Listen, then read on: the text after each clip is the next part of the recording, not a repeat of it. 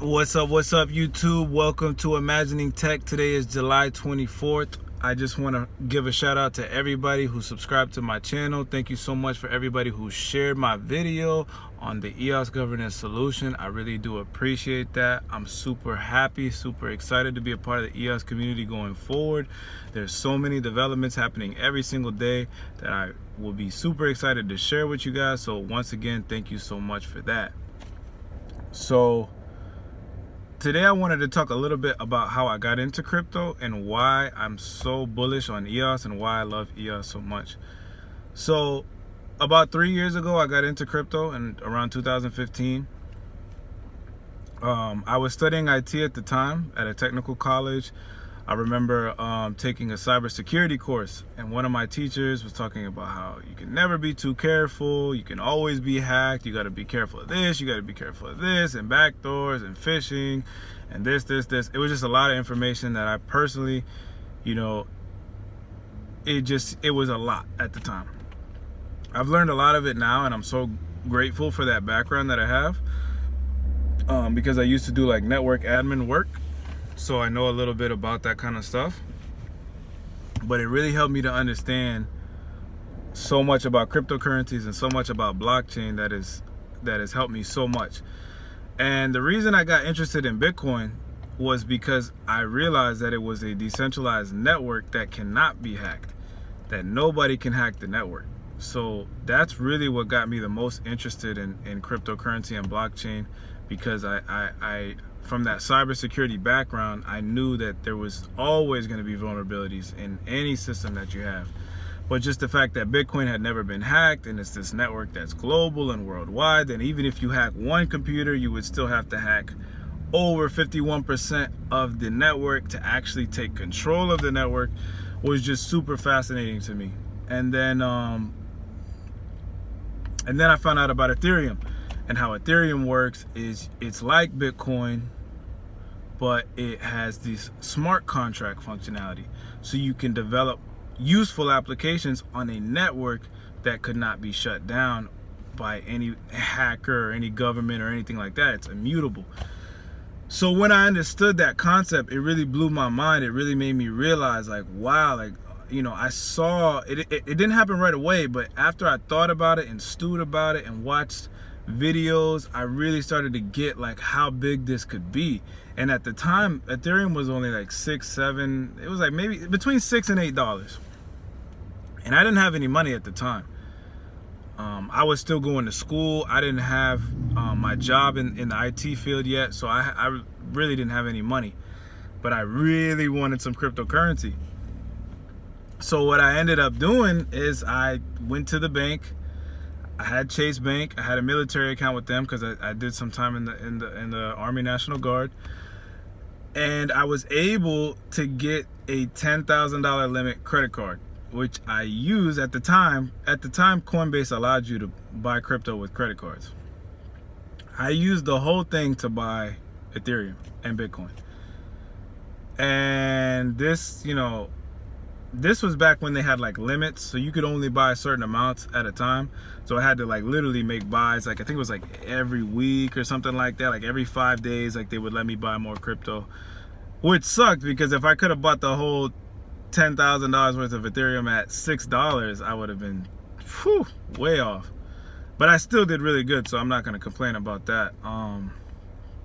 But right when I got in, the price actually started going up. It started going up. And then we had the Dow Hack, and that was a little bit scary because I remember the price had gotten to around $20 or so, and then it just tanked. It dropped off to about the $6-7 range where I originally started buying it. So that really scared me. So I really had to do some research, educate myself on what happened here, what exactly happened here. I didn't really understand what the Dow was. I never invested in the Dow. I invested in what I knew, which was Bitcoin and Ethereum at the time. And it really scared me. So I did some research, and I realized that actually was a vulnerability in one of the contracts programmed on the Dow. So it really wasn't the Ethereum network that got hacked.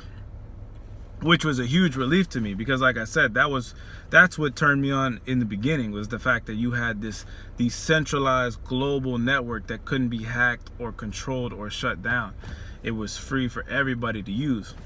So that's what really turned me on about Ethereum.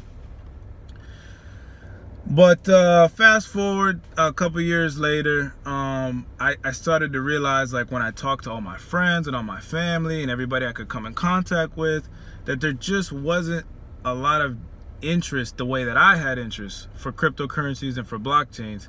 And it was very hard to get people to buy cryptocurrency. And I literally only got like 1 or 2 people to do it. One of them was like one of my best friends growing up, so he comes from a technology background too, so it's really easy to explain to him. But for the most part, I was having trouble getting people to see the value in these systems. And I realized that as a major flaw to adoption for Ethereum. And that's when I discovered EOS. And EOS I really feel like EOS is just changing the game completely, because it's not, the way that EOS is gonna work is it's not asking, users of these applications to go buy cryptocurrency. An EOS user never has to buy EOS, and that's the most beautiful part about this EOS system. Number one, it's feeless, 100% feeless. All the transactions, a user never has to pay for those. They're going to be free accounts. You're going to be able to interact with the chain, play games, use apps 100% free. And if you do have to pay for something, it's going to be on a subscription basis that the dApp developers will then pay with DSPs through Liquid EOS most likely, and then whatever cost they have, if they'll have some sort of model where they can get their money back if they have to charge you a certain amount to use the app or whatever, but it'll be a flat rate. It won't be just constantly fluctuating. You won't have to be like, oh, okay, is EOS worth this today? Okay, well, I got to spend this to do this, to execute this. It's too much. It's too much math for your average person. It's too much work for your average person. It's never going to work. And that's what really made me fall in love with EOS, guys, because it is feeless. It does have a very high throughput. Anybody can use it. It's easily something that I could see people using in the next year or two and not even realize they're using it. You'll be able to have games. I've talked about this in some of my previous videos, like Pokemon on a blockchain. Pokemon on a blockchain would be amazing, and it would be something that people would automatically know the game. They would automatically be used to the game. They would love it if their Pokemon could be really rare because of random number generators, and they could have they could sell their account or trade their Pokemon, or really have rare items in the game that would just make everything it would make the game click in a way that's just never been done before. So it just gets me super excited about EOS. And I realize, a lot of people in the crypto space are OGs and they don't want to look at anything other than what they're used to.